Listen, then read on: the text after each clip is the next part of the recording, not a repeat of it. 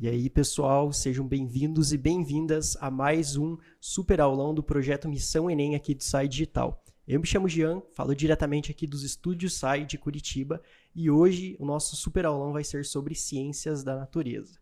Bom, antes de apresentar aqui as nossas estrelas de hoje, a gente vai falar um pouco sobre o projeto Missão Enem. Para você ainda que não conhece o projeto Missão Enem, ele consiste aí em uma série de dicas, aulões, revisões, simulados para as nossas escolas parceiras e, claro, o gabarito ao vivo no próprio dia do Enem, né?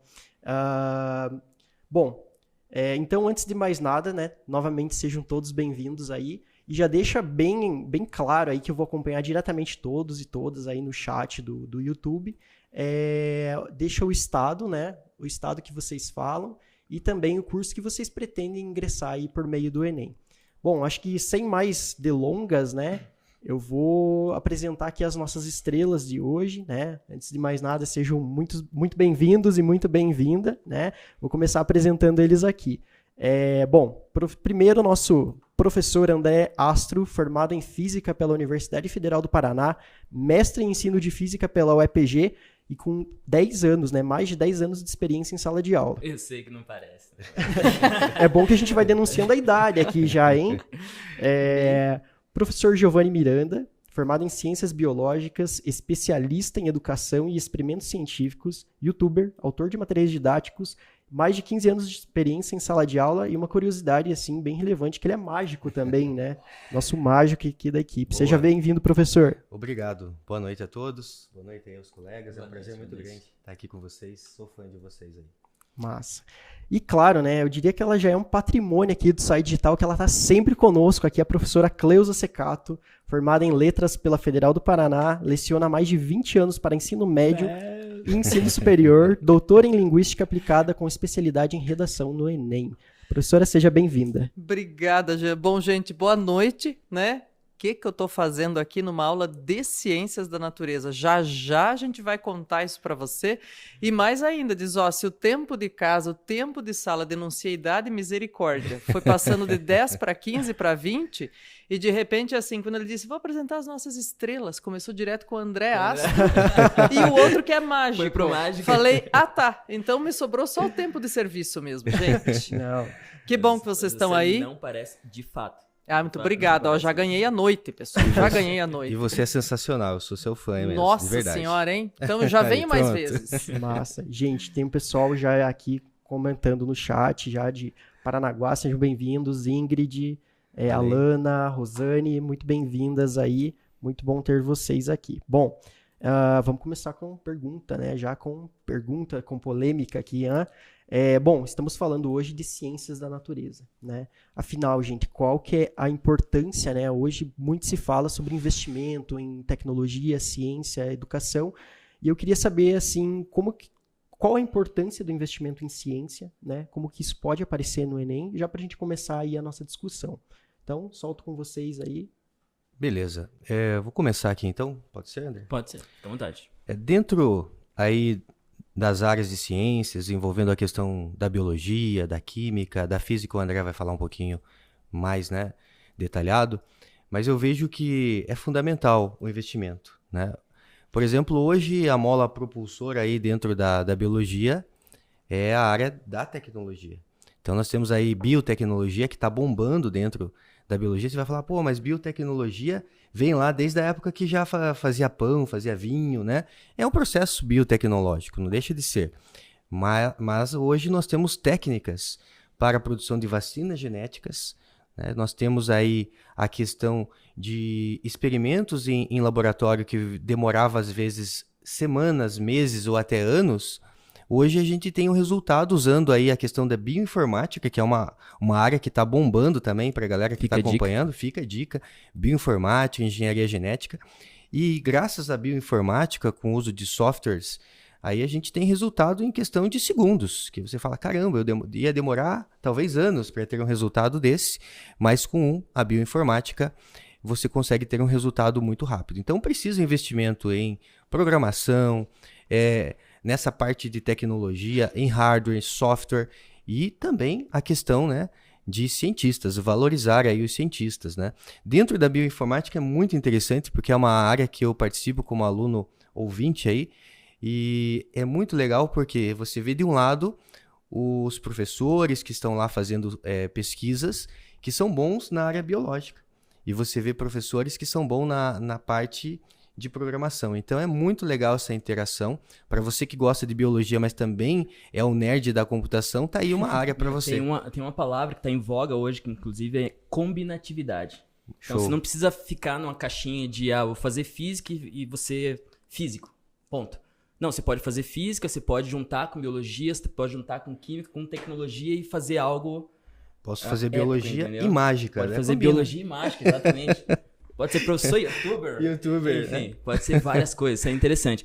Você falando aí me lembrou uma frase do Carl Sagan. Conhece Carl Sagan? Uhum. Carl Sagan foi o cara que produziu a série Cosmos, inclusive. Ele era biólogo, astrônomo, físico, cara, era muita coisa, enfim. Tem uma frase que ele falava que era o seguinte, ó. Nós vivemos numa sociedade... A sociedade de hoje, ela é totalmente dependente de ciência e tecnologia. Mas que não sabe nada sobre isso. E isso é a receita para o desastre. Então, talvez uma resposta para a tua pergunta de... por que é importante investir em ciência? Tenho duas respostas para isso. A primeira é filosófica, né? É essa de... A gente precisa investir em ciência para que as pessoas consigam se posicionar, para que as pessoas saibam o que estão fazendo. No caso, todas as grandes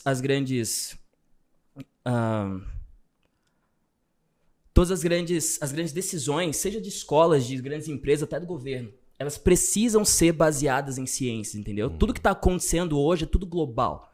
E a gente precisa saber se posicionar quanto a isso. Então, para vocês que estão estudando, esse aulão é muito importante.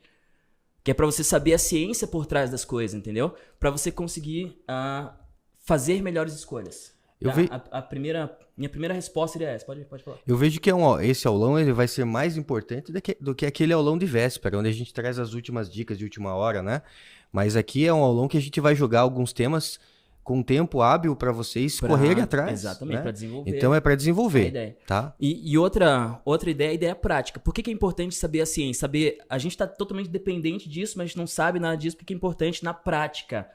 Por exemplo, na semana passada saiu a foto. A épica foto do buraco negro no centro da nossa galáxia. Eu falo para meus alunos assim, Giovanni, nós estamos vivendo a história. A história está acontecendo à nossa frente, assim, ao vivo no YouTube, entendeu? E a gente tem que aproveitar isso. E saiu semana passada a foto do buraco negro no centro da nossa galáxia.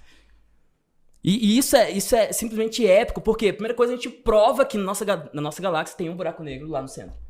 A gente prova que ele é um buraco negro supermassivo, ou seja, algo que Einstein já sabia ou já tinha previsto há mais de 100 anos atrás, a gente conseguiu provar categoricamente, empiricamente agora, entendeu? E daí tem gente que me pergunta assim, mas por que é importante, por que é legal a gente investir nessa área? Porque, foto de um buraco negro, o que traz pra gente de interessante? E a consequência prática disso é muito grande. Por exemplo, eu volto um pouquinho no tempo e falo da história da exploração espacial. Então, vocês estudam essa história, né? O embate entre os Estados Unidos e a União Soviética para ver quem chegava primeiro no espaço e conquistava a Lua. Quanto de tecnologia foi desenvolvida através desse embate, entendeu? Dessa exploração espacial. Te falo alguns. Alguns mais supérfluos primeiro. O travesseiro da NASA. Quem não tem, né? Quem não tem? Você vai comprar o travesseiro da NASA, né? A NASA nunca desenvolveu o travesseiro, tá? Mas aquele material foi desenvolvido pela NASA. Nesse tipo de exploração. Essa ciência foi desenvolvida naquela época, entendeu? Mas te falo mais, a máquina de diálise. Nossa. Olha a importância disso. Isso foi desenvolvido naquela época, aquela ciência, entendeu? Então a gente estava focado, o Congresso americano deu um cheque em branco para a NASA. A NASA gastou mais de 15 bilhões de dólares nos 3 primeiros projetos, nos 3 primeiros programas espaciais. Mais de 15 bilhões de dólares. Muita gente se pergunta, por quê, né? Mas olha o avanço que a gente teve na parte de saúde, questão de tomografia, questão de raio-x, não tinha antes, sacou? Não tinha. E agora tem. Uma coisa que eu tava pensando, Giovanni, tirei os sisos, uma coisa muito do dia a dia, eu tirei os sisos, só que meu siso tava deitado, assim, pra tirar, teve broca, teve que quebrar e arrancar pra lá, arrancar pra cá, e não doeu, velho. Não doeu, entendeu? Sensacional. Isso é um avanço muito grande. Porque imagina, tempos atrás não tinha isso. Simplesmente se arrancava no braço ali. Você tinha que aguentar. E acabou, já era. Então, você ter investimento nesse tipo de ciência de ponta. A função do cientista, você falou valorizar o cientista, né? A função do cientista não é dar uma aplicabilidade para aquele conhecimento. É conhecer. Sacou? Daí depois vem engenheiros, vem outros que dão aplicabilidade para aquilo. E sempre tem, deixa eu falar, o retorno financeiro para quem é dessa área. Para quê? O retorno financeiro, historiadores falam dessa época da exploração espacial, das viagens espaciais, foi de 2 para 1. Olha aí. Massa. É isso aí, gente. Aproveitando aqui, eu tô acompanhando o chat e quem tiver dúvida já vai mandando ali, que eu vou lendo aqui, vou filtrando e já repasso aqui para os professores, tudo bem? E eu queria já pegar essa deixa aí que vocês estão falando de ciência, né? E perguntar para Cleusa. Cleusa, como é que eu construo um argumento científico? E qual a importância de construir, afinal, né, um argumento científico que os professores colocaram ali? Minha nossa, eu estava aqui ouvindo os meninos, né? E de fato, eu sou fã do jeito como eles explicam e como eles trazem para concretude essas coisas no dia a dia, dizendo os exemplos, né? Tirando de fato, gente, a ciência da caixinha, né? Da caixinha dura, da caixinha fechada, de dizer isso é só para saber fórmula ou isso é para saber um conceito. E de fato, queridos, o Enem é uma prova que não pede para você saber simplesmente fórmulas ou conceitos. A maioria das questões, inclusive, principalmente, hoje a gente está falando aqui de ciências da natureza, vão avaliar competências e habilidades. Isso quer dizer que a prova quer saber o que você sabe fazer com aquilo que você sabe, né? Então, em ciência dura, em ciência pura, é o que você tem depreendido que você sabe aplicar para resolver, minimizar impactos ou para criar situações e soluções. Bom, aí já vou aproveitar algumas das deixas aqui para lembrar o pessoal, né? O Giovanni dizia, olha, esse aulão é mais importante do que aquele de véspera, porque esse aqui é formativo. Aquele de véspera é acalmativo, né, gente? É para dizer, vai com calma que o que foi até agora, vamos revisar, mas vamos respirar tranquilo. Nesse momento, a gente está no aulão formativo. E daí, quando o Jean me pergunta, diz, tá, mas que importância tem fazer um argumento científico? E eu diria mais, Jean, sabe? Meninos, André também. Dizer, será que serve para todo tema, né? Para entender também por que a gente está aqui, diz assim, por que redação está fazendo aí com ciências da natureza? Queridos, olha só, quando o André citava o Carl Sagan, eu disse, bom, peraí, vamos lembrar de uma imagem? Se você ainda não assistiu, vou te dizer, deve assistir para o seu repertório, para a percepção disso que os meninos estavam ilustrando. Não olhe para cima. Né? No momento que ela descobre o corpo celeste, ela olha, acho que ela está comendo uma maçã, alguma coisa ela está comendo, a cientista lá, e ela olha uma imagenzinha do Carl Sagan sentadinho aí, né? Na estante dela. Então, sem spoiler, né? Para quem não viu. O Não Olhe Pra Cima é um filme, né? Filme. Com Leonardo DiCaprio. Isso aí. Será que é apelativo ainda para essa geração, André? Eu tô pensando que para essa geração já não é mais apelativo. Filme, então, né? Tô pensando que já não é mais assim um apelo desse estético, mas enfim, é um filme formativo, gente, é daqueles que a gente não pode deixar de ver justamente para pensar o seguinte: o que é um argumento científico e se serve para todo o tema? Bom, obviamente que alguns temas, gente, que são de repertório mais histórico ou até eu diria muito mais social, a gente pode chegar com um argumento científico coladinho como analogia, mas existem outros temas, como já aconteceu do Enem cobrar a máquina de chuvas da Amazônia, né? E aí a pessoa tinha que escolher caminhos aí para trabalhar, inclusive podia escolher 3 possibilidades de intervenção. Então, como é que formula um argumento científico? Primeiro de tudo, você vai capturar um exemplo, vai mostrar como ele funciona naquele tema e vai fazer uma análise dialogando com a tese. Vamos de novo? Capturar um exemplo, descrevê-lo, né, para um argumento, relacionar com o tema e fazê-lo dialogar com a tese que você colocou no primeiro parágrafo. Claro, diz assim, então, argumento científico, gente, é bom, é importante, funciona para a nossa vida, para a formação de cidadania e para a redação. seja do Enem, seja em outros vestibulares que vocês vão prestar também por aí, né? Então, ter essa capacidade de discernir ou até de entender ciência dura, que a gente fala, né? É um jeito, gente, de entender como as coisas funcionam, mas não de entender como as coisas funcionam de um jeito conformativo, sabe? Para dizer assim, então é assim, é pronto. Não, é para entender de um jeito curioso. Vamos associar curiosidade e ciência, pessoal.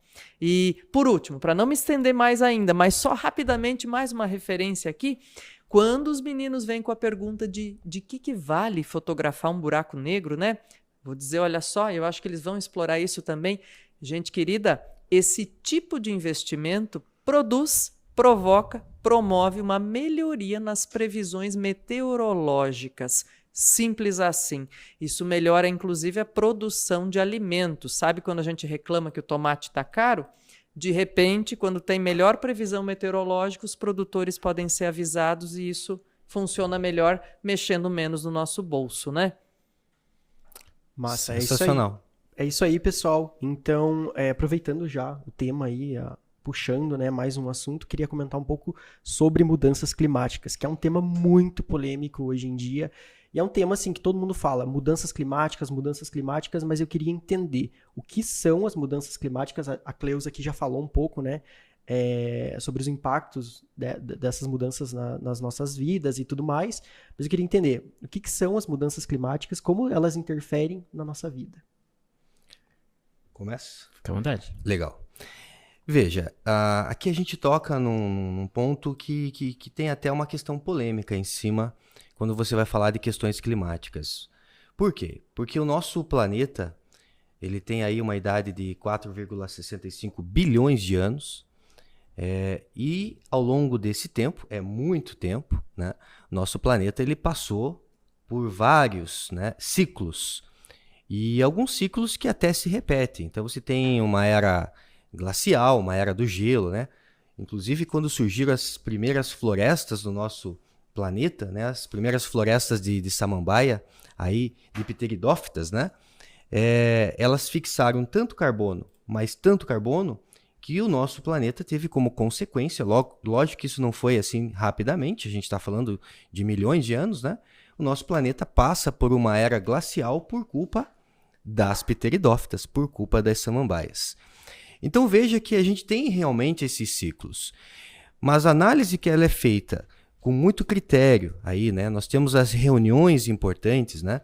E eu até trouxe aqui para mostrar para vocês, eu cito isso daqui para os meus alunos, esse aqui é um livro chamado Primavera Silenciosa, de uma bióloga aí, né? Raquel Carson, ela que sofreu ameaças, inclusive, né? Mas graças a essa bióloga que hoje nós temos conferências climáticas como nós tivemos no ano passado, 2021, em Glasgow, na Escócia, né? Aí a questão da discussão lá em relação ao Acordo de Paris, né? Então veja que falar em mudanças climáticas, na atualidade, os cientistas eles relacionam realmente uma ação antrópica, uma ação humana. Nós temos uma participação importante, porque queima de combustíveis fósseis libera CO2. Vamos lembrar aqui, né, quando a gente for falar lá de dicas de última hora, ciclo do carbono é importante, relacionando com o agravamento do efeito estufa, né? Então, se você quer uma dica para já ir estudando, aqui nesse contexto, ciclo do carbono, agravamento do efeito estufa. Então, veja que essas mudanças climáticas, principalmente, daqui a pouco o professor André vai compartilhar aí gráficos legais para a gente também poder contextualizar um pouquinho mais, mas nós temos aí esse aumento da temperatura relacionando com o quê? Com a queima de combustíveis fósseis, com as emissões de gases de efeito estufa, né? Eles podem abreviar na prova, inclusive, como GEE, né? Gases de efeito estufa. E o gás carbônico é o principal gás estufa, vem a partir principalmente da queima de combustíveis fósseis. Então, mudanças climáticas, a gente está falando de alteração de temperatura. Às vezes a gente fala, puxa vida, vai aumentar só 1,5 graus se a gente conseguir mitigar os efeitos. Essa palavra, inclusive, é muito importante, gente, o Enem usa bastante. Mitigação, né? Como mitigar os efeitos, né? Se a gente conseguir, nesses últimos 10 anos, acelerar muito os investimentos, a gente vai conseguir mitigar aí, fazer com que a temperatura ela atinja 1,5 grau, né? Só que isso é na média. Então, você fala, 1,5 grau não dá nada, mas isso vai causar talvez uma extinção em massa, né? Pelo menos é assim a previsão. Mas, pelo visto, gente, de todos os acordos que nós já tivemos, conferências, desde lá da Eco 92, que foi aqui no Rio de Janeiro, a Rio +10, a Rio +20, tivemos o Acordo de Paris. É vergonhoso que ninguém cumpriu o que prometeu, né? Inclusive o Brasil, né? A gente não está falando só de Brasil, a gente está falando de mundo, né? Ninguém cumpriu o que prometeu. E a gente precisa realmente agir. E agora o problema é que a gente precisa agir dentro desta década, né? Dizem os cientistas que nós já estamos, que metade da população mundial já está sentindo os impactos do agravamento do efeito estufa, das mudanças climáticas, que envolve desde crise hídrica. Se falar de crise hídrica, hoje todo mundo tem, realmente, né? No meu bairro teve lá, ficou um tempo sem água, né? Então, realmente, teve racionamento. Choveu demais, o que era para chover o mês inteiro, choveu um dia só. Então, isso, dizem os especialistas, já é algo relacionado aí às mudanças climáticas. Tá. Lembrando que, só complementando, que o efeito estufa ele é importante pra gente, tá? Então, ter o CO2 na atmosfera fazendo efeito estufa é importante porque, se não tivesse isso, a temperatura média do planeta seria algo próximo de menos 18 graus Celsius. Dava era glacial de novo, que nem as pteridófitas provocaram, prof? Aí, né, se não tivesse o efeito estufa? Exatamente, né? Exatamente. A gente poderia ter uma nova era glacial, né? E, o então, problema é o agravamento. É o agravamento. Assim, Tá? Quando você fala da concentração de gás carbônico na atmosfera, eu posso até aqui citar números, né? O ideal é que a concentração de gás carbônico na atmosfera seja 0,03%. É um pouquinho, né? Só que hoje a gente já tem em algumas partes do planeta medidas como 0,2%. Nossa. Então veja, se fala, mas 0,2 é tão pouquinho, mas o normal é 0,03. Esse é o ideal, né? Mas vai fazer mais fotossíntese. Só que daí o estudante vai lembrar que a fotossíntese ela tem o quê? Um momento de saturação, porque quem participa lá da fotossíntese tem a questão das enzimas, né? Então, aumento de gás carbônico mais fotossíntese faz sentido, só que chega um momento que saturam as enzimas. Então, não adianta você aumentar infinitamente gás carbônico, porque tem uma relação, inclusive, que fala mais gás carbônico, mais fotossíntese, mais alimento, né? Mas não, né? Infelizmente não, porque mais gás carbônico, mais fotossíntese até um limiar de saturação, mas e o impacto que vem... Depois vai sobrar gás carbônico. Exatamente. Então, como o professor André mencionou, realmente o gás carbônico ele é importante, ele faz um papel importante aí. Não só o gás carbônico, ele é o principal gás estufa, mas nós temos também o metano, que vem a partir, né, da pecuária, do arroto do gado, do pum do gado. Nós temos aí a questão ainda dos lixões a céu aberto que liberam metano. Cultivo de arroz também tem relação aí com o metano. E também o óxido nitroso. A gente não pode esquecer porque o Enem já mencionou algumas vezes o óxido nitroso. E a gente está aqui numa aula, né, formativa, como a professora Cleusa citou. E então a gente precisa debater aqui a biologia, a química, a física. Então o óxido nitroso, da onde que vem o óxido nitroso? Né? A partir da combustão de veículos de grande porte e também do uso de fertilizantes na agricultura. E só uma curiosidade, porque o óxido nitroso está numa concentração muito, muito, muito, muito menor, exagerei até aqui um pouquinho, do que o gás carbônico. Mas ele tem um potencial... É muito menor mesmo? É muito, muito, muito, muito menor. Porém, o potencial estufa dele é 310 vezes maior do que o CO2. Que bom que é muito menor. Que bom que é muito menor. A mesma coisa acontece com o metano. O metano ele tem um potencial estufa de 21 vezes maior do que o gás carbônico. Se o óxido nitroso tem um potencial estufa maior do que o CO2, porque o CO2 é o principal gás estufa? Porque ele está em maior porcentagem, maior quantidade. Tá bom? Então, uma relação importante aí para vocês. Tá. Legal, galera. Bom, o pessoal tá bem quieto aqui no chat. Gente, vamos animar esse chat aqui. O que aconteceu? Pessoal, tem muita gente aqui. Tem pessoal da Paraíba, Pernambuco, Ceará. É isso aí, gente. Desculpa gritar no microfone. Não, tudo Mas bem. é que eu sou da Paraíba, eu tenho que falar. Mas assim, pessoal, qualquer dúvida, a gente tá ali no chat, vocês podem mandar as dúvidas aqui pros professores, a gente tem uma surpresa daqui a pouco, né? Mas assim, nessa mesma linha, falando aí de mudanças climáticas, muito se fala, né? Tem grupos e grupos que discutem isso, céticos, alarmistas e tudo mais. Eu queria entender, pensando assim um pouco na história do nosso planeta, na composição atmosférica do nosso planeta e na própria evolução da temperatura aí ao longo do tempo, eu queria saber o que a gente pode entender, que eu acho que é muito importante, o que seriam as variabilidades climáticas, diferenciá-las das mudanças climáticas, né? Então, o que vocês conseguem aí me dizer sobre isso? Olha, eu não sei, Jean, você falando assim que o pessoal de repente tá mais quietinho e tal, não sei, mas eu realmente, quando começam a falar dessas coisas, gente, de ciência, de transformação, e os meninos falam percentual, né, dos gases combinados e o que é isso, e começa a vir essa historicidade também, né, dizendo, olha, mas a planta tal, é tal combinação. Eu não sei, o pessoal aí, de repente a gente fica numa tensão, eu fico assim, pelo menos eu fico assim, embevecida, pensando que é uma coisa quase alquímica mesmo, né? Que você vai prestando atenção e você diz, nossa, cara, esse negócio é mágico mesmo, né, Giovanni? Não é à toa que o Giovanni ali aí, mágica e biologia. O André também é mágico, viu, gente? Ele faz uns experimentos, põe a gente numa saia justa de vez em quando, né? Todo mundo passa por isso, que dá aula junto com o André e com o Giovanni, viu? Mas é legal, a gente se diverte. E essas questões, gente, quando a gente fala aí em ler melhor esse panorama, né? Vejam que as áreas têm interferência entre si, pessoal. Então, quero que vocês deem uma atenção especialíssima às palavras, à precisão vocabular que os meninos usam para mensuração, né?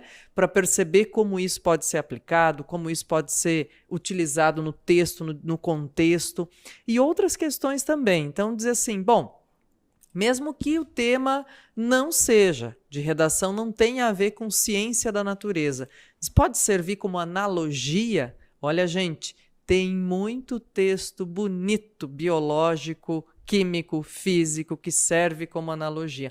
Aliás, os alunos usam bastante o Carl Sagan, que o André citava no começo, tem uma frase que é mais ou menos, gente, sobre o amor, que ele diz assim, ó, ele diz, escuta, negócio é o seguinte, a gente é tão sozinho no mundo que se não tiver amor para ligar tudo isso, não funciona. E ele não está falando de amor, aquele de paixão, de dizer que um morre pelo outro, né? Mas está falando, Jean, de amor solidário uns pelos outros nessa história aí alquímica que os meninos estavam falando pra gente. Galera, então vamos retomar aqui, eu peço desculpas aí, né, para os nossos alunos, mas vamos começar do começo, né? E a gente estava falando sobre mudanças climáticas, variabilidade, mudanças climáticas, e eu queria, sim, saber, né, qual que seria essa diferença. Então, a Cleusa aí fez muito bem, fez uma introdução, mas o que seriam, então, as mudanças climáticas e variabilidades climáticas? Quais as diferenças, né? Deixa eu comentar que quando a gente fala assim, a Cleusa tinha falado em meteorologia, né? E meteorologia é uma ciência, tá? Embora a gente brinque muitas vezes, pô, tem 50% de chance de chover. Como assim, né? Mas já melhorou muito, né, André? Nossa. A meteorologia é uma ciência, mas é uma ciência difícil, meu. É uma ciência difícil porque você mexe com algo que é global, é planetário, entendeu? E é caótico, então você pensa em ar, imagine quantas moléculas de ar, e tá acontecendo algo aqui, tá acontecendo algo no Japão, e são climas diferentes, são tempos diferentes, enfim. Então é uma ciência bem difícil, a meteorologia. Deixa eu aproveitar, já que você falou da ciência, né? E tem essa coisa, né, pessoal, do que é crença e do que é ciência, e os meninos vão abordar isso também. Vou aproveitar, já vou dar dica de outro filme, chamado Granizo. É um filme da Netflix. Granizo, um filme argentino. Coisa boa, André. Tudo isso que você está falando aí de previsibilidade global, de caótico, ó, e super bons atores. Que legal. Vale a brincadeira. Então, assim, quando você fala de planeta, você tem, como o Giovanni falou, ao longo do tempo, você tem mudanças no clima. Então, você tem variações sazonais, tem variações que são de estações. Então, tem estações mais frias, estações mais quentes. Isso tem, mas é um ciclo. Acontece, volta, acontece, volta, acontece e volta. Mas antes do ser humano agir, acontecer, existir, tinha esse ciclo, e esse ciclo era mais ou menos fechado, e agora tem um agente que mexe nisso tudo. Tem um agente que coloca mais matéria lá na atmosfera, entendeu? Então, chega um momento que esse ciclo, a gente chega num ponto que a gente não consegue mais voltar. E isso seria a mudança climática, no caso, seria o aquecimento global, seria o alarme que se faz quanto a, se você chegar nessa temperatura, se a gente, até 2050, a gente chegar nessa temperatura, a gente não tem mais volta, entendeu? Então é algo que é realmente sério, é baseado em ciência, é ciência factível, é ciência verdadeira, entendeu? Inclusive, eu não sei se tem como colocar um gráfico aí, direção, alô, diretora? Não tem como colocar. Tem, eu tinha trazido, não tem problema nenhum, mas tinha trazido gráficos para vocês que mostrava isso. Tem gráficos, pesquisa na internet, você acha. Então, nos últimos 40 anos, você tem um aumento de CO2 na atmosfera que foi feito pelo homem. E junto com esse traqueamento do CO2 na atmosfera que foi feito pelo homem, a gente fez um traqueamento da temperatura global aumentando. E daí você tem os gráficos, cara, Giovanni, eles são perfeitos. E Casado, gráfico cai no Enem, meu. Gráfico cai no Enem. E os gráficos são perfeitos. À medida que aumenta o CO2 na atmosfera, aumenta a temperatura global também. Sabe o que é legal? Que você começa a ver isso a partir ali daquela era industrial, né? Onde você tem um aumento realmente da poluição. Exatamente. Né? Então não, manda ver, pode. Então, isso é muito importante e é sério. Então, você saber a ciência por trás é você fazer escolhas melhores. Escolhas melhores que eu falo no teu dia a dia, entendeu? Porque esse planeta é nosso. Então, a minha decisão impacta no globo. Então, você fazer decisões melhores seria, por exemplo, tem uma moto elétrica e tem uma moto a combustão e os dois são baratos. Nem falo de carro elétrico, aqui no Brasil é muito caro. Mas a galera que anda de moto, tem uma moto elétrica e tem uma moto a combustão. Qual das duas? Para o aquecimento global, para essa parte, qual que é a minha contribuição, entendeu? Eu posso, ao invés de andar de moto ou de carro, eu posso ir de metrô, ou posso ir de ônibus, eu posso usar transporte coletivo. Isso são coisas que impactam no globo que você pode fazer, entendeu? Exatamente. Que nós podemos fazer, no caso. André detalhou perfeitamente aí, e aqui somando, né, nessa fala do André, nós temos que ter referência. Né? Então, assim, hoje a informação ela chega com muita facilidade para todo mundo. É o WhatsApp, né? A correta né? e a errada, inclusive. As duas informações. As redes sociais, de maneira geral, né? Chegam as duas. Uhum. E mais interessante ainda é que chega de acordo com o que realmente você pesquisa. Então, se você começa a pesquisar algo, começa a vir algo relacionado àquilo que você pesquisa.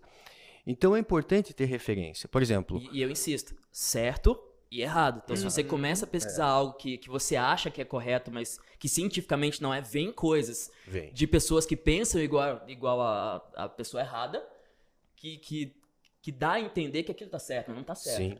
Por exemplo, para preparar a aula, quando eu vou falar de vírus e vacina, nesse momento, né, nesse contexto de pandemia, eu estou pesquisando muito numa revista, a maior revista médica, né, aí que é referência para os médicos. Então, a gente está assim, aquilo ali é referência científica para médico. Então, o que está ali é o que é o que você até comentou, né?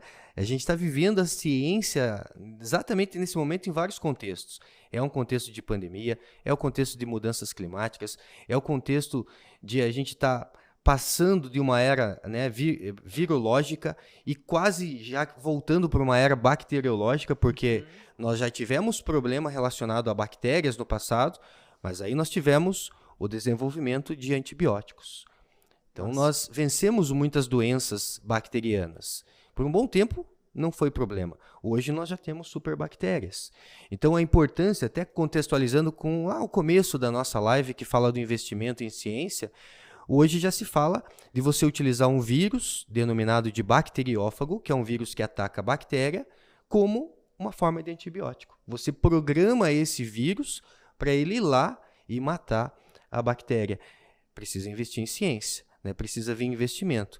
Então, assim, voltando aqui na questão de referência, então, existem revistas médicas com informações importantes, informações científicas. Professor, você está querendo dizer que ela diz a verdade? Não, ela está lá buscando a verdade, né? O cientista ele não sabe a verdade, ele está buscando aquilo que funciona, aquilo que não funciona, certo? Então, você consegue acompanhar meio que, assim, dia a dia, né? Eu viciei nisso agora, né? Eu vou acompanhando essa revista científica, até não sei, posso citar aqui o nome? É Cochrane, né? Para quem quiser. Crocante? Cochrane, né? Cochrane, né? O crane tem um H daí, Cochrane. Ou Cochrane, né? É uma revista científica aí que é a referência para os médicos. Então, tá aí, né? O médico que busca a referência científica busca na Cochrane. E você falou da ciência, como a ciência é um projeto, eu acho muito interessante, eu penso bastante sobre isso, que fazer ciência é um projeto assim que demanda muita humildade. Porque você não sabe a verdade e a verdade não é aquilo que você acha. Inclusive, a ciência ela traz a ideia de que é a busca dos fatos. E os fatos me contam a verdade. Mesmo que aquilo vá de encontro com o que eu penso que é verdade, entendeu? Então é um projeto total de humildade, assim, é muito interessante. Mesmo que aquilo bata na minha cara, né? Mesmo que aquilo bata na minha cara. Não é nada do que eu já bateu imaginava. várias vezes. Exatamente. Né? Cientistas, historicamente falando, já bateu várias vezes. Professores, vocês estão falando de argumentos não, mas fontes científicas confiáveis, né? A gente teve uma pergunta aqui da Maria Eduarda, ela falou, boa noite. Vocês poderiam indicar alguns livros sobre o assunto? Eu acho que também entra muito a parte da redação também, né, professora? Como que eu construo um argumento com fontes confiáveis e se vocês têm algumas fontes confiáveis que vocês indicam, seja a site, livros, notícias, alguma coisa, né, nesse sentido, para o pessoal que está nos assistindo agora.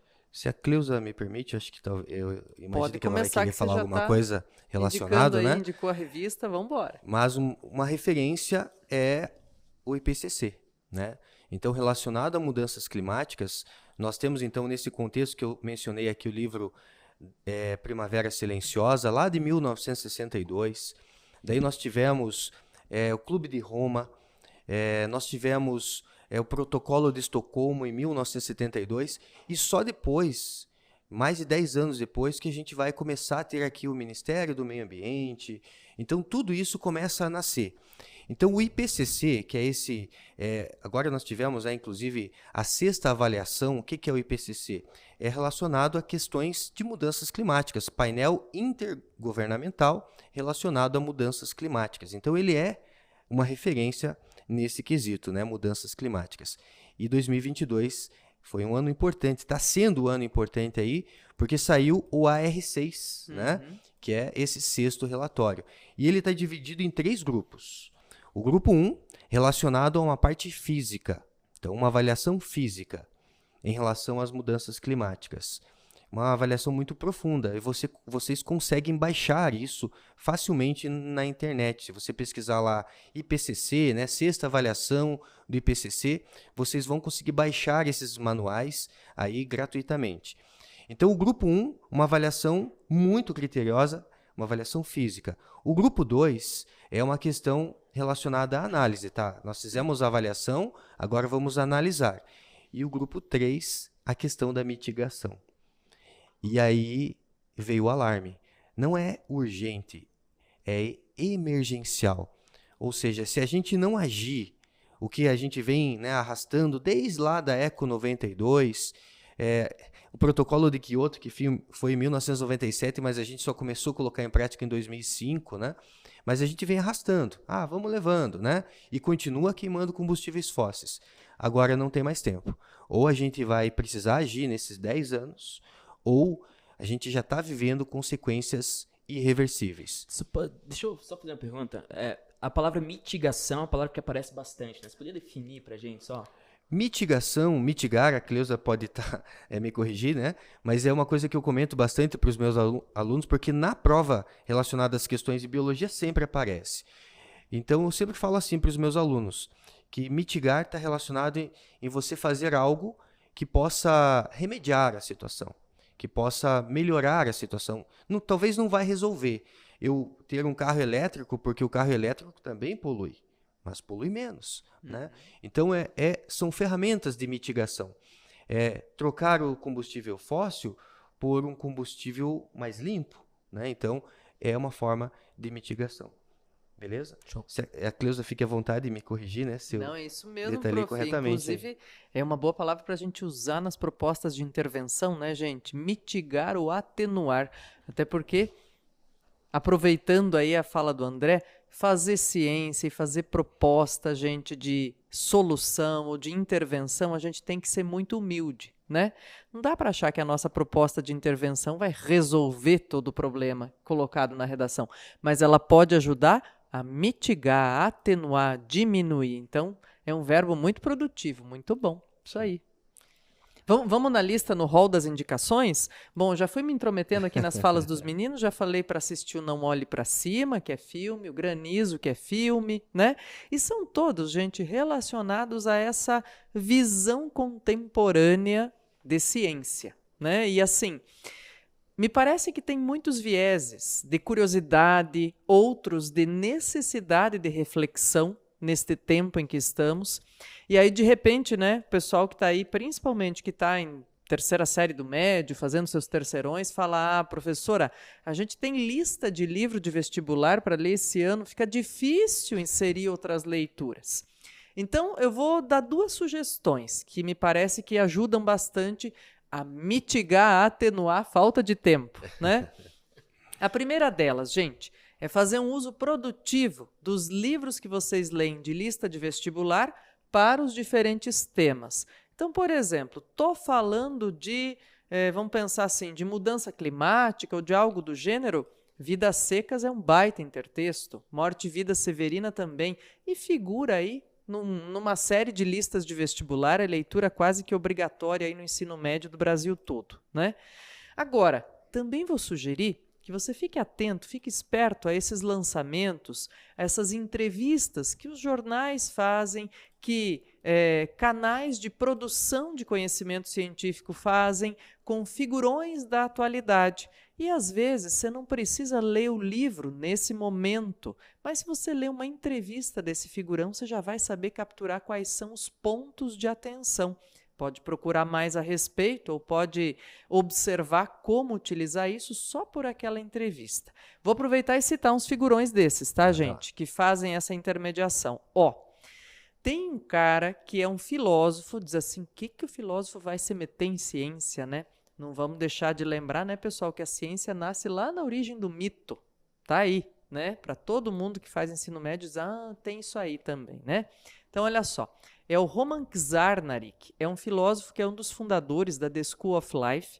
E assim, ele tem incursões em várias áreas, pessoal, e tem 2 expressões muito legais que ele usa.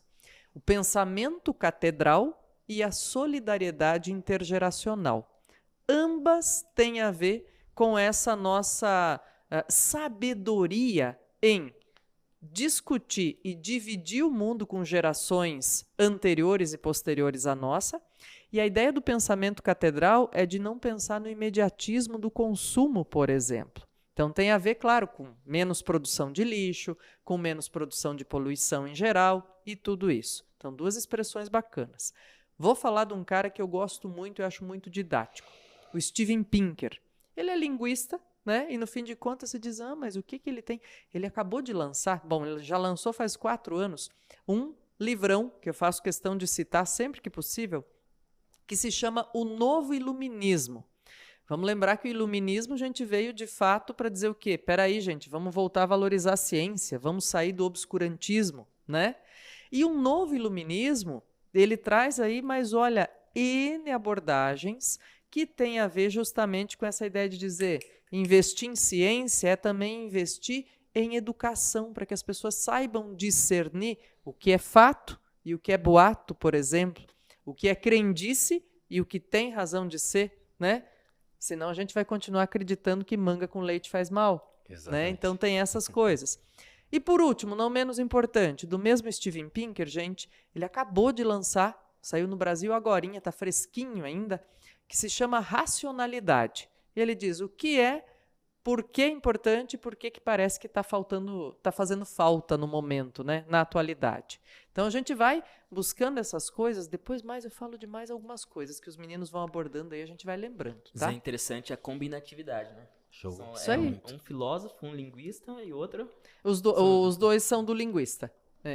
E tem uma neurocientista, que eu falo depois, falo agora já. Vamos lá, vamos falar, já estamos na lista? Manda Desculpa, aí, gente, estou me alongando. Tá sensacional. Mas vamos aproveitando. É uma neurocientista, gente, e olha, tem um negócio histórico que me toca sempre, me marca muito. É uma neurocientista italiana chamada Rita Levi-Montalcini. Ela foi prêmio Nobel, né? E ela era médica de formação, ela tem uma história linda, era irmã gêmea, né? E daí tem toda uma história bonita aí de família também, assim, do pai que não queria que ela fosse estudar e tal. Ela viveu 100 e tantos anos, gente, então nota bene.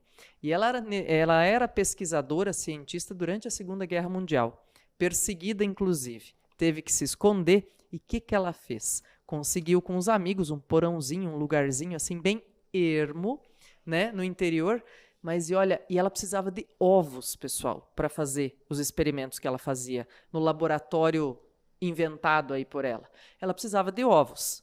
Num tempo de guerra, vocês acham que tem ovo sobrando? Não tem nada sobrando, né, gente? Tempo de guerra é tempo de carestia, inclusive de alimentos. A gente está vendo isso acontecer agora, ao vivo, infelizmente, no século XXI, com tanto conforto e tecnologia lá na Ucrânia, né?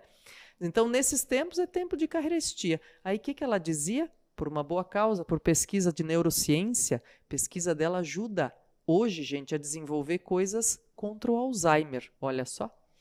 E ela dizia para os agricultores locais e tal que ela precisava de ovos para dar para os filhos, que ela tinha filhos pequenos para cuidar, né? Então, tem um livro muito bonito dela que se chama O Elogio da Imperfeição, sobre o quanto nós somos imperfeitos, mas o quanto nossas células neuronais dão certo mesmo assim, né? Então é coisa muito bonita. Ciência, gente, é apaixonante, é bonito a gente saber olhar, né? Massa, é isso aí. Galera, caso vocês tenham alguma dúvida, eu reforço que vocês podem entrar aqui no chat, já deixa o seu like, curte e compartilha aqui o canal, o link do vídeo do Sai. E eu não sei vocês, mas eu tô só de olho ali no professor Giovanni, no professor André, eu não sei se a Cleusa também, mas o que vocês trouxeram pra gente? O que é esse negócio vermelho ali? O que é isso, né? Afinal de contas. Mas eu disse que é sempre uma emoção, assim, compartilhar a aula, gente, com o André e com o Giovanni é sempre uma emoção que eles sempre trazem coisa que faz a gente ter medo, hein? Não, isso aqui, né? Na verdade, como a gente tá falando de aquecimento global e mudanças climáticas e tudo mais, e isso interfere em tudo. Então chove mais, chove onde não deve, não chove onde deve, e tudo acontece, né? E a gente trouxe aqui uma máquina de tornados.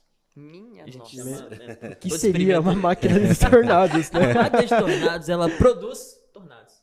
Por isso que eu chamo de máquina de tornado, entendeu?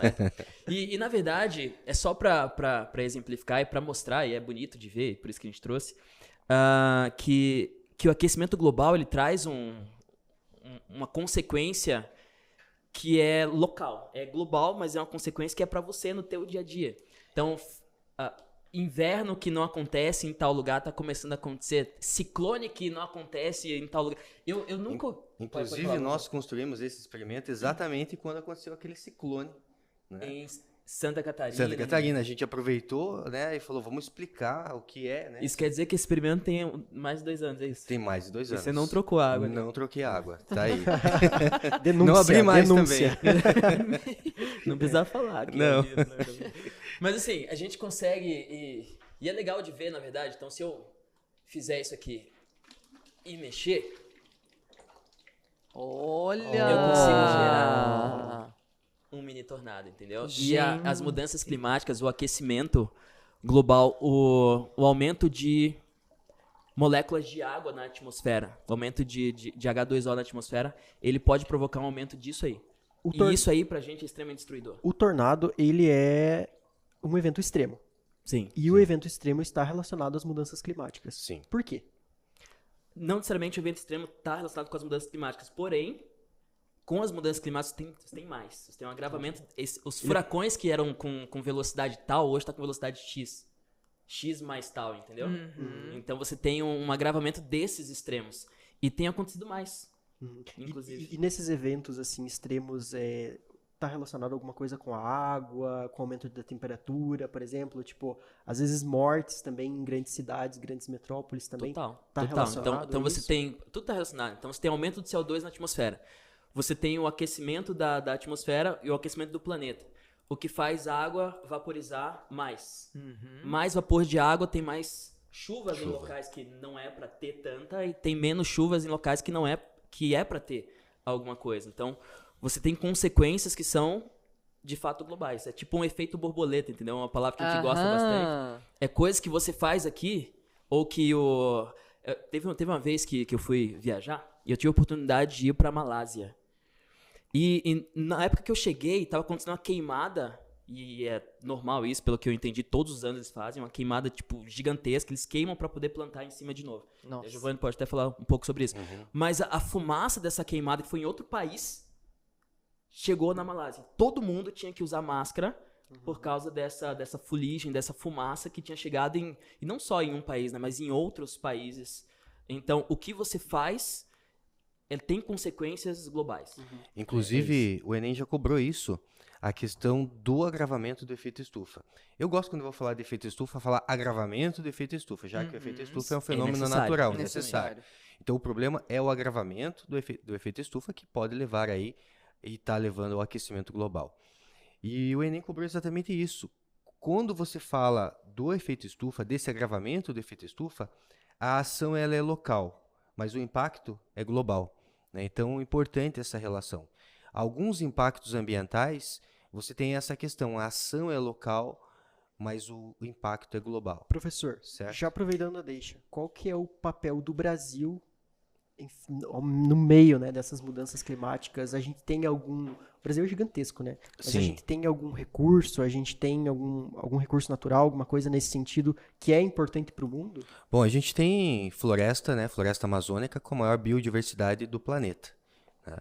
E a gente tem aí uma grande área ainda de floresta amazônica intacta. E às vezes a gente pensa, mas o que acontece, né, se desmatar a Amazônia?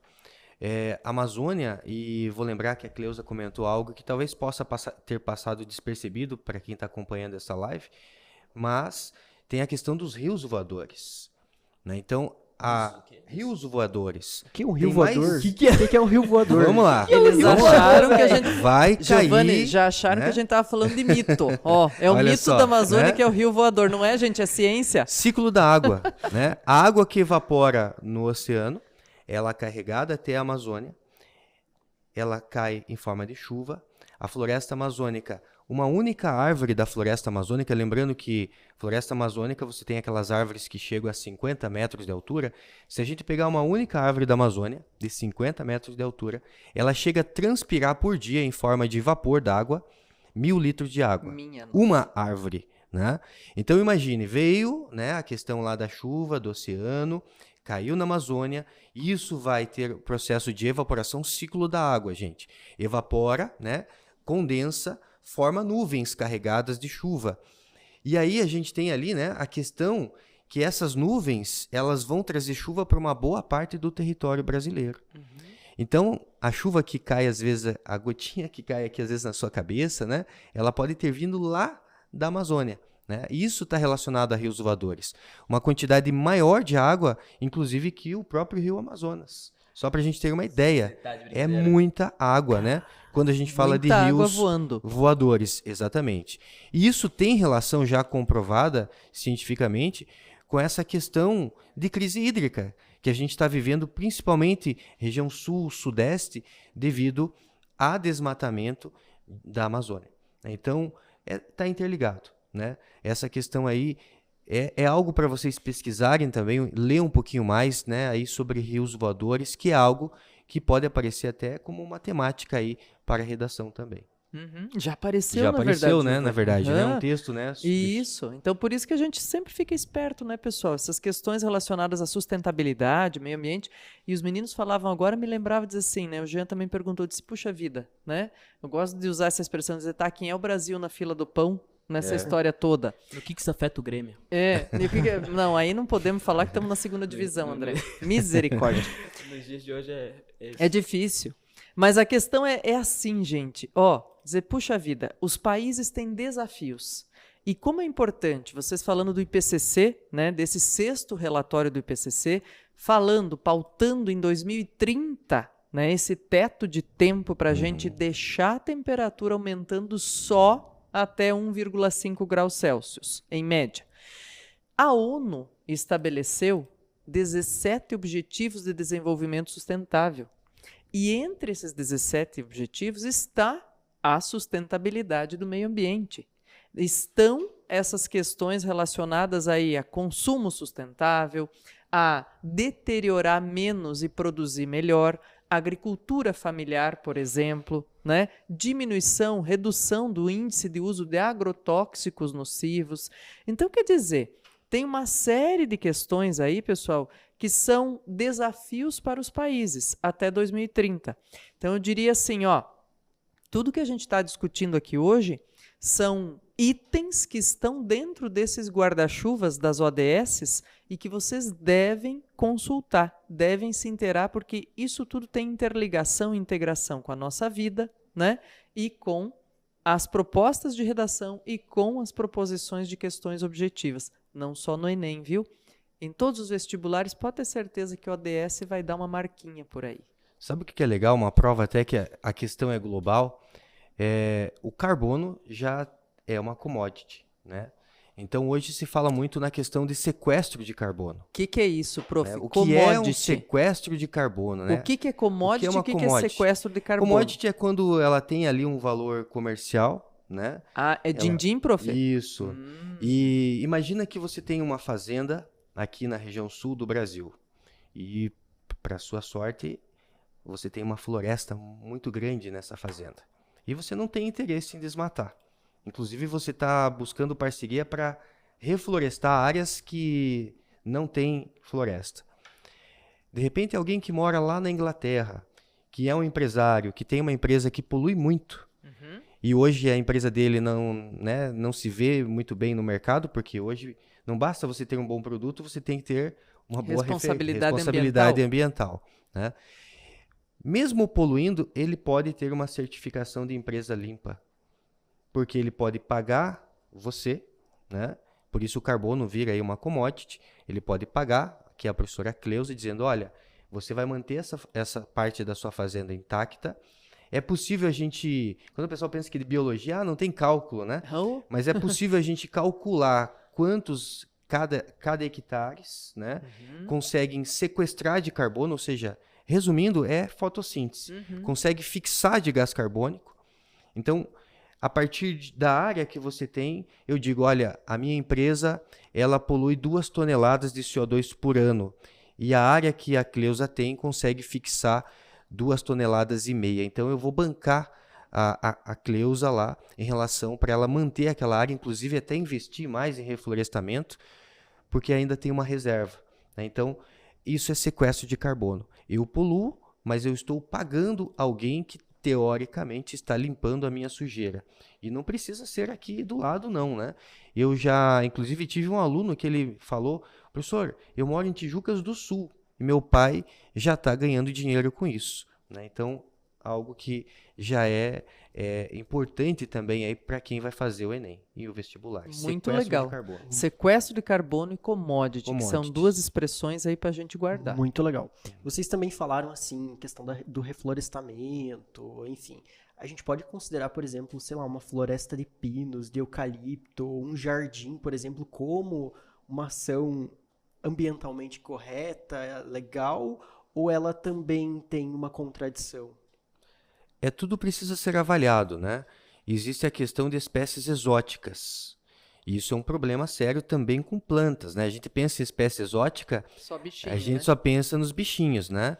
Então você pensa lá agora o problema relacionado ao peixe-leão, né? Que está aí na costa brasileira. Mas não é só bichinho, né? Não é só o peixe-leão, não são só moluscos, né? Como o caramujo africano, que também é um problema de espécie exótica. Mas nós temos plantas exóticas também. Então, quando eu vou pensar no reflorestamento, é preciso fazer um estudo, a gente chama de EIA-RIMA, né? Que é um estudo de impacto ambiental, e por isso EIA, né? E RIMA é um relatório de impacto do meio ambiente. E um profissional apto a fazer esse relatório são os biólogos, engenheiros ambientais, né? Na área ambiental, que vão fazer uma análise para saber qual é a planta nativa, quais são as espécies nativas para a gente poder reintroduzir naquela área. Então não dá para sair plantando qualquer plantinha não, que às vezes não resolve, às vezes piora o problema né, causam desequilíbrio, porque a espécie exótica, o grande problema, que também, inclusive, é uma grande temática dentro da prova de ciências da natureza do Enem, a introdução da espécie exótica, o problema é que ela não tem competição. Ela entra e ela chega ali. Se ela se adapta, provavelmente não vai ter um predador natural para ela. Então, é uma competição desleal com a espécie nativa. E aí, essa espécie exótica ela acaba se propagando demais e vira uma praga, né? Então, você tem aí isso também com plantas. Massa. Interessante. Gente, vamos agora falar um pouco sobre vacina, que também Vamos lá. é um tema assim bastante quente esse ano para o Enem e para as nossas vidas também, porque mudou tudo, né? Existe o mundo pré-pandemia e né, agora o pós ainda que não acabou, mas a gente, se tudo der certo, está caminhando para um mundo pós-pandemia. Eu queria saber de vocês, né? A vacina veio e como que o ser humano, como que a gente pode explicar isso, né? Essa questão da vacina, ela surgir até é meio errado, né? Como que ela foi desenvolvida tão rapidamente? A palavra vacina vem de vaca, né? Sério? A origem da palavra vacina vem da vaca, inclusive, né? Porque você tem lá uma questão problemática em relação à varíola, né? E aí uma observação de um cientista que ele observa que pessoas que tiram leite, que têm contato com vacas, né? Que tiram leite de vaca, não se contaminavam, né? E aí vai estudar e vai ver o quê? Vai ver que essas pessoas elas tinham, de certa forma, desenvolvido uma imunidade. Então surge aí, né, a partir de um contato com o vírus aí, né, da varíola de bovinos, de vaca, trazia ali uma imunidade para essas pessoas que estavam em contato diário com esses animais. Então surge aí, né, a primeira ideia do que seria uma vacina, né? Você introduz ali um antígeno. O que é o antígeno, né? O antígeno ele não é o vírus em si. Ele são moléculas orgânicas. Então é a proteína do vírus. Eu acho que está bem fácil da gente entender agora. Todo mundo sabe que é a proteína spike lá do coronavírus, né? Então a proteína spike do coronavírus ela é um antígeno. Então quando ela entra no corpo do ser humano, o antígeno ele é um corpo estranho. Então, a partir desse corpo estranho, o sistema imunológico vai ser acionado e o corpo, então, produz anticorpos contra esse antígeno. Então, antígenos são moléculas orgânicas como carboidratos, isso relacionado a vírus, bactérias, protozoários, vermes. E você tem, então, vários tipos de antígeno. Carboidratos, lipídios, proteínas, né? E isso age como um corpo estranho. Então, a gente passa, a partir daí, ter a possibilidade de desenvolver vacina. Onde as pessoas faziam, se eu tinha um colega que estava contaminado com feridas relacionadas à varíola, mais ou menos como lamber a ferida do amigo, né? Em que eu tô tendo um contato, né? A cara do André tá ótima, não perca. De certa forma, eu tô tendo um contato com esse micro-organismo, com antígenos desse micro-organismo, mas numa dose pequena, em que leva uma certa imunidade. Então, algo relacionado, né? Dessa maneira, né? Imagine uma vacina, né, que não vem bonitinha, lacradinha, né? Algo, né, que você tenha, assim, a grosso modo dizer, tem que lamber a ferida do amigo para gerar uma certa imunidade, para ter contato com o antígeno. E a gente tem, eu vou lembrar, na minha geração, eu comento muito isso, eu tinha colegas no ensino fundamental com paralisia infantil. Hoje isso não é mais uma realidade. Porém, a gente vive um momento meio crítico em relação à poliomielite, né? Ou paralisia infantil, que já tem aparecido em outros países. O Brasil já está em alerta também em relação à poliomielite. O último caso de poliomielite no Brasil foi em 1994, mas os índices de vacinação estão baixando e isso corre. O vírus não desaparece, não desapareceu, só que ele deixa de circular, porque o vírus ele não tem metabolismo próprio. Eu digo que o vírus é uma entidade diferenciada de vida. Então ele precisa invadir pelo menos uma célula para se multiplicar. E se você tem a maior parte da população vacinada, ele deixa de circular. Se ele não circula, ele não sofre mutação. Então o vírus da poliomielite não desapareceu. Mas o problema agora é que os índices de vacinação eles estão baixando. Então o vírus ele passa a circular novamente. O vírus ele tem um tempo de vida? Tem. Depende do vírus, né? Por exemplo, o HIV tem um tempo de vida muito curto. Ainda bem, né? Ainda bem. E professores, vamos lá, agora eu vou fazer uma pergunta um pouco mais complexa. Vamos tentar relacionar vacina, vírus e mudanças climáticas. Há alguma possibilidade, vocês comentaram, né, sobre aquecimento global, mudanças climáticas e tudo mais. Há alguma possibilidade, por exemplo, de uma redução das calotas polares e algum surgimento de novos vírus ou alguma espécie assim que surge, como a própria Covid, né, sem que o ser humano aí não tenha anticorpos suficiente? É total, né? Isso, inclusive, já está sendo feito análise, né, em relação à questão aí, né, do derretimento das calotas polares, como consequência do agravamento do efeito estufa, do aquecimento global, o aumento do nível dos oceanos, certo? Então, tem aí a possibilidade da gente ter ali vírus, e não só vírus, mas micro-organismos que a gente não teve contato. Eu sempre menciono, né, que a gente tem aí a descoberta, a gente só foi descobrir realmente o que é um vírus em 1935.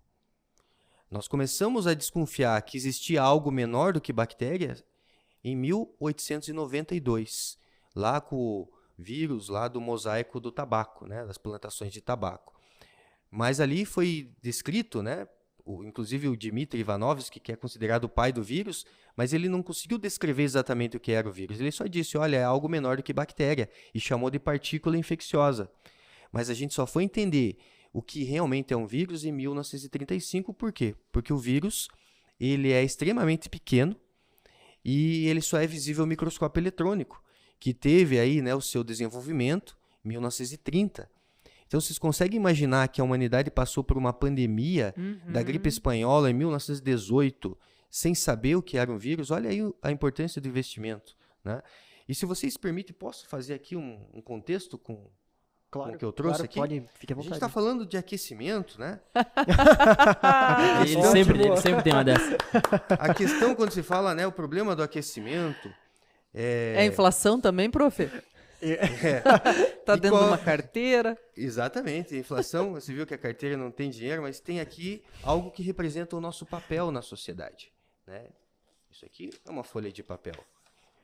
E qual seria o papel do ser humano? Já que a gente está aí como algo, né, que é um agente causador, mas que ao mesmo tempo agora precisa mitigar, né, atenuar o nosso impacto de maneira emergencial, o nosso papel ele precisa ser rápido. Só que para ser rápido, assim como a gente viu um esforço coletivo no desenvolvimento de vacinas, e isso não seria possível desenvolver uma vacina tão rápido se não fosse esse apoio coletivo, né? Então, o nosso papel ele vai o quê? Vai precisar de muito investimento, de muito recurso financeiro. Né? Nossa, Tô genial! do lado dele. Ó, Genial! né? Então, basicamente, é como se eu estivesse aqui, né, imprimindo algo que é precioso para que ocorra a mudança. Gostamos, É prof. verdade mesmo essa nota aí? É verdade. Você pode É fazer verdade. várias dessas pra gente? Por favor. Vamos fazer assim, já? Vamos sortear. Pessoal que tá no chat, quem conversar com a gente, vai ganhar dinheirinho impresso do professor Giovanni. Boa. Se vira, Giovanni, agora. Agora se vira, Giovanni. Gente, Então, posso só comentar com pode. Com a tua certeza. pergunta foi muito massa, assim. A gente tá indo pra conclusão? Sim. Tá, então, vou começar desde o início, que a gente falou um pouco sobre investimento em ciência, e daí falamos sobre buraco negro, daí a gente foi pra aquecimento global, agora está em vacina, a gente está viajando pelos tópicos aí, que são tópicos muito interessantes. E eu acho que uma ligação, e trazendo um pouco para a prova de física, como que isso tudo cai na prova de física? Primeiro, o buraco negro cai na prova de física, cai e já caiu, tá? Física moderna cai na prova de física, começou a cair agora. Então, com o Enem Digital, física moderna, que é essa parte de buraco negro, começou a cair agora, tá? Então fica a dica aí para vocês. Talvez seja uma tendência, talvez não. O futuro nos revelará. Mas é legal saber o contexto da situação. Então, a ideia é o seguinte. A minha pele, ela é opaca para luz visível. Então, trazendo um pouco o contexto de aquecimento global, como que funciona, certo? A minha pele é opaca para luz visível. Porém, a minha pele ela é transparente para raio-x. Por isso que eu consigo bater foto de coisas que tem aqui dentro do meu corpo, certo? E o aquecimento global é mais ou menos isso. Então, o CO2, o oxigênio, vou colocar o oxigênio e o nitrogênio são transparentes para a radiação infravermelho. E quando a gente fala em calor, aumentar a temperatura, a gente está falando de infravermelho, tá trazendo um pouco para a física, essa vai ser a radiação que vai cair para você. Infravermelho é como o calor do sol chega até o nosso corpo. A gente sente o calor pelo infravermelho. A gente se bronzeia pelo ultravioleta, né? Mas a gente sente o calor pelo infravermelho. Então o sol manda sua energia até o ser humano não existir. A energia entrava, saía parte dela, parte ficava, acontecia um aquecimento controlado, vamos dizer assim, um aquecimento planetário normal. Agora a gente colocou mais CO2, a energia entra na Terra na forma de outros tipos de radiação. A gente absorve essa energia e remite. Quando a gente remite na forma de infravermelho.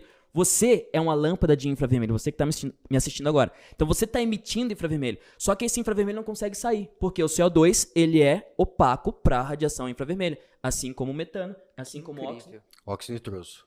Opaco. Então a energia que entra pelo Sol não consegue sair. Por isso está aumentando a temperatura do planeta.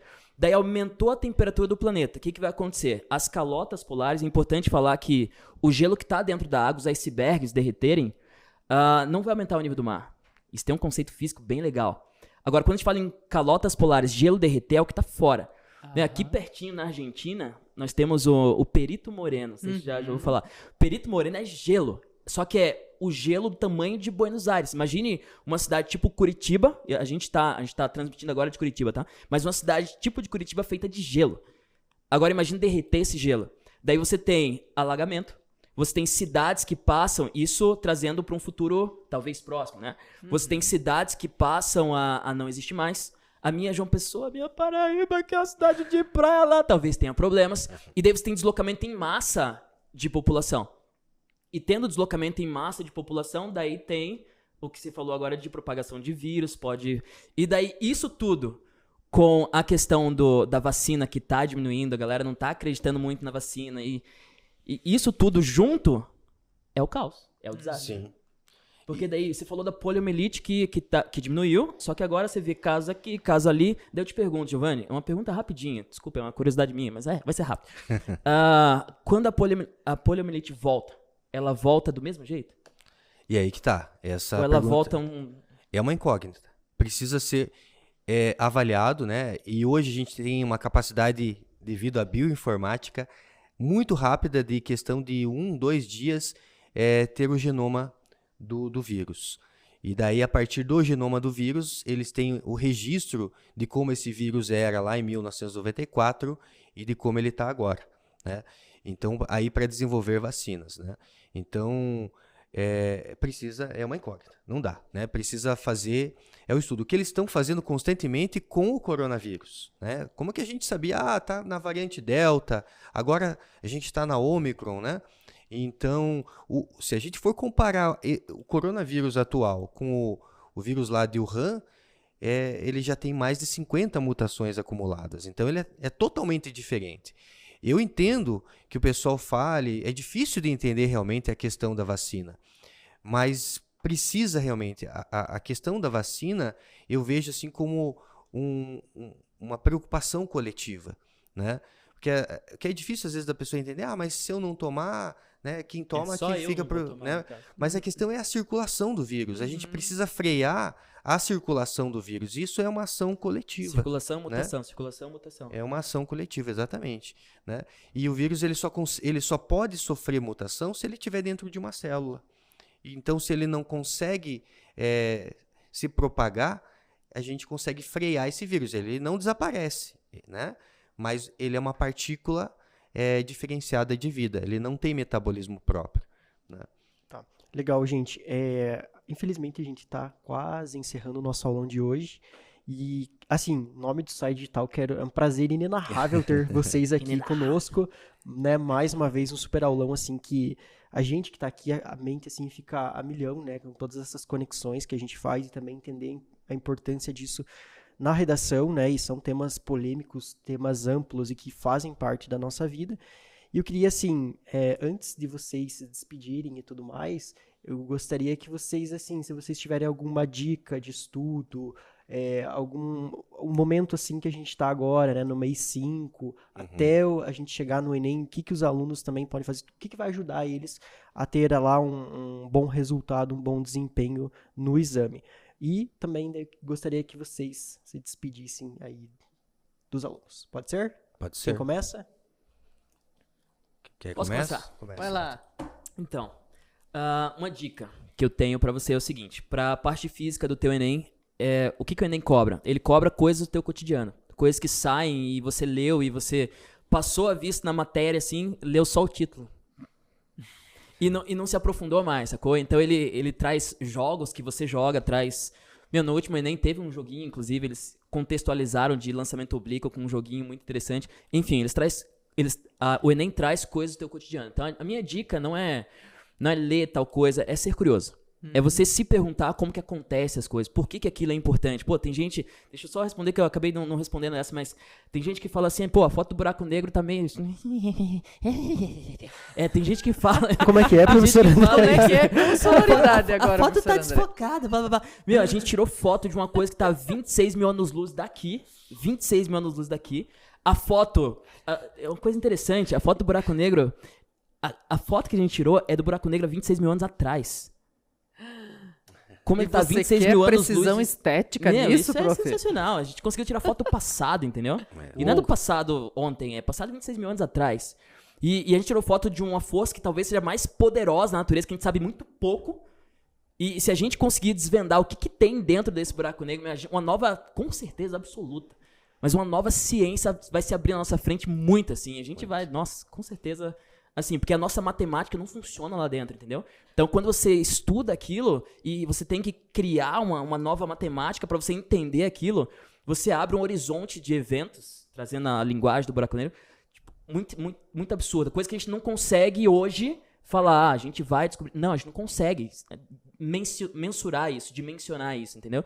Então, seja curioso, saiba mais, procure o que é, por que a foto é assim. Pô, por que eles fizeram? Por que é importante você investir nesse tipo de coisa? Então, vá atrás dessas perguntas, dessas respostas, no caso. E vou te falar mais, que as perguntas que você faz talvez seja mais importante que as respostas, porque a resposta talvez não exista ainda.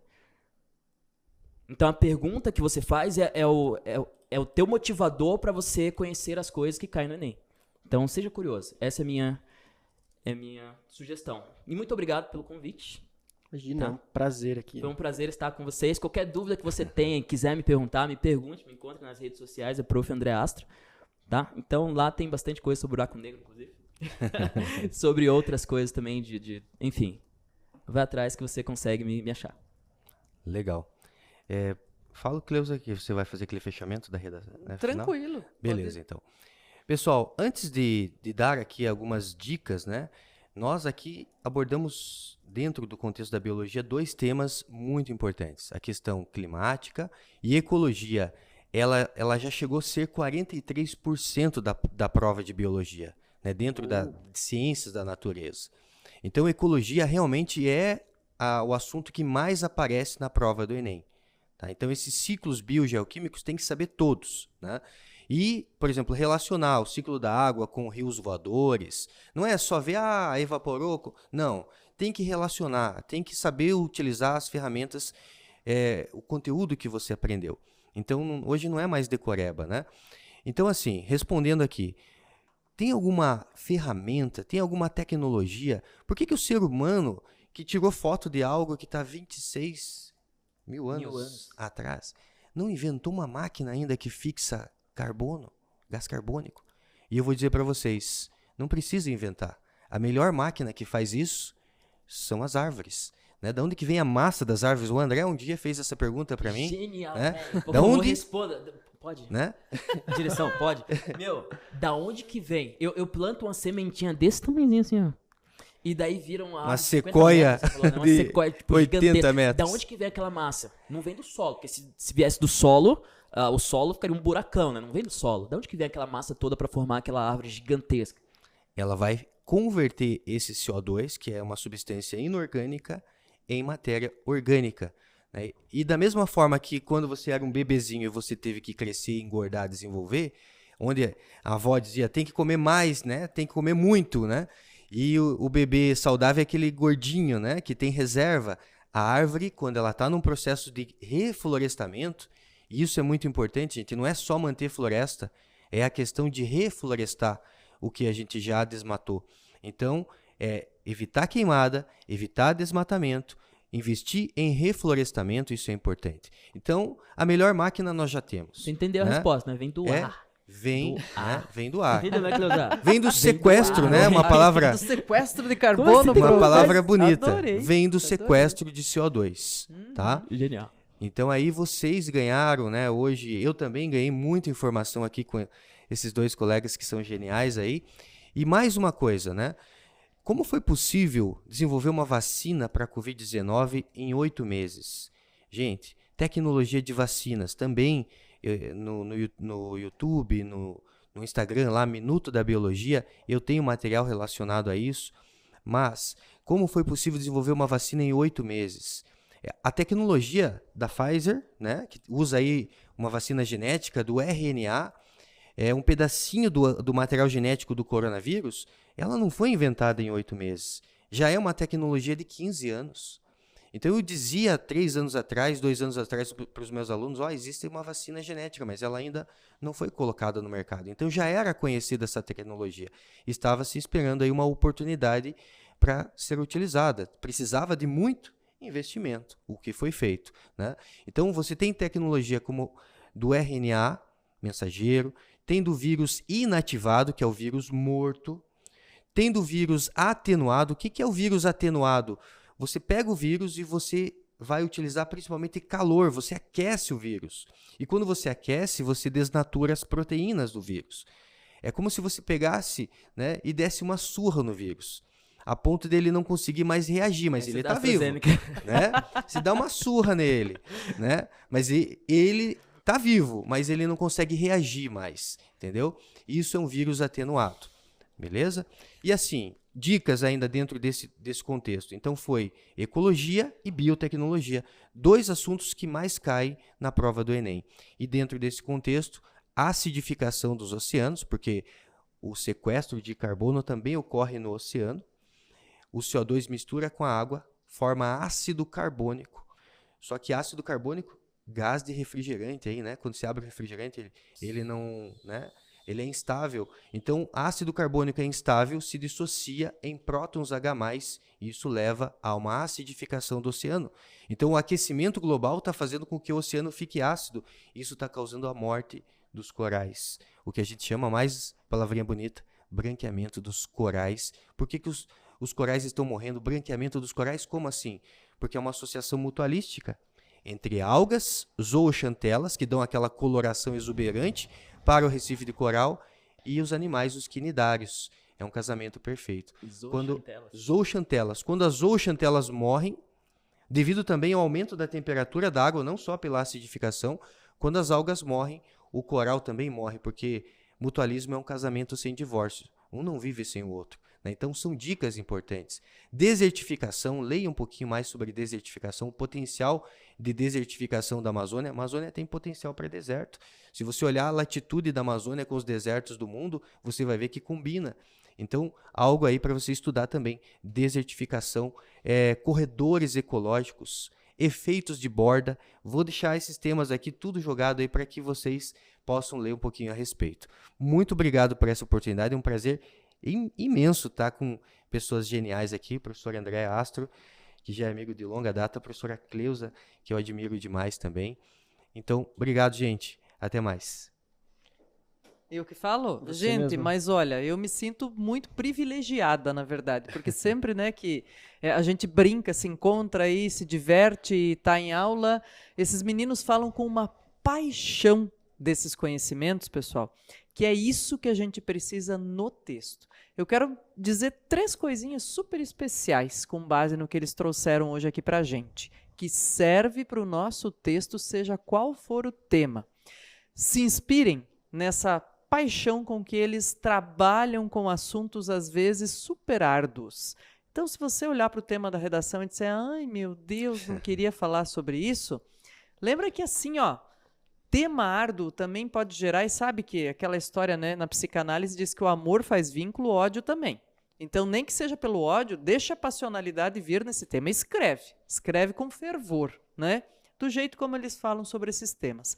Depois, gente, a outra, quero aproveitar agora uma deixa que o Giovanni acabou de falar. Ele disse assim, a vacina de RNA já estava pronta, a tecnologia já existia, a estrutura, a instrumentalização já existia. O que se estava esperando? Uma oportunidade de investimento grande, e que uma pandemia faz com que haja, né, para que se produzisse essa vacina. Então, eu quero que você olhe para o seu texto desse jeitinho, né? Ninguém vai criar um texto maravilhoso, fabuloso, inventar a roda agora, nesses meses até dia 13 de novembro, que é o nosso Enem Redação, na primeira data, né? Dia 20, Ciências da Natureza e Matemática. Dia 13, Linguagens, Redação e Ciências Humanas. Então, ninguém vai inventar um texto que não existe. O texto, o modelo já existe, você fica de olho nas cartilhas do participante, faz essa analogia, né, essa metáfora com a vacina de RNA que já existia e vai dando possibilidades aí, performando com conteúdo. E por último, não menos importante, gente, olha só, todas as citações, todas as ideias que eles trouxeram aqui podem ser intertextos iniciais para o seu texto Enem. Sabe? Por quê? Tudo isso é problema que eles falaram aqui. E toda a redação do Enem é baseada num problema. Mas eu posso associar um problema de ciência da natureza com um problema social? Tenta e preenche essa lacuna que vai dar boa, viu? E, de resto, gente, quero agradecer, né? Agradecer todo mundo que está aí do outro lado, agradecer o convite, agradecer os meninos que são sempre muito generosos e sempre dão deixa para poder falar da redação. Obrigada. Massa, gente. É isso aí. Eu também, em nome do SAI, novamente agradeço a todos vocês. E aproveitando, você que está aí do outro lado, a gente deixa também uma pesquisa de satisfação aí no chat. Se vocês puderem responder, com certeza ajuda muito o nosso trabalho aqui. E também agradecer toda a equipe técnica por trás disso. E aquela coisa, né? A gente teve um probleminha hoje, mas ao vivo é assim mesmo. Infelizmente aconteceu, mas também peço desculpas pelo ocorrido. E aproveitando, né, para fechar, acompanhem, né? Aproveite você que está acompanhando a gente aí. Dá uma olhada nos outros vídeos, esse já é o segundo aulão, a gente já teve um aulão de Ciências Humanas e Redação. Aproveita, vai lá no canal do YouTube, segue o SAI e fica ligado nas redes sociais também, que sempre vai ter chamada ao longo de todo o ano, até lá o dia do Enem, que a gente vai fazer um ao vivo ali com algumas questões resolvidas pelos nossos professores. Tudo bem? Fechado? É isso aí, gente. Muito obrigado e até a próxima. Valeu!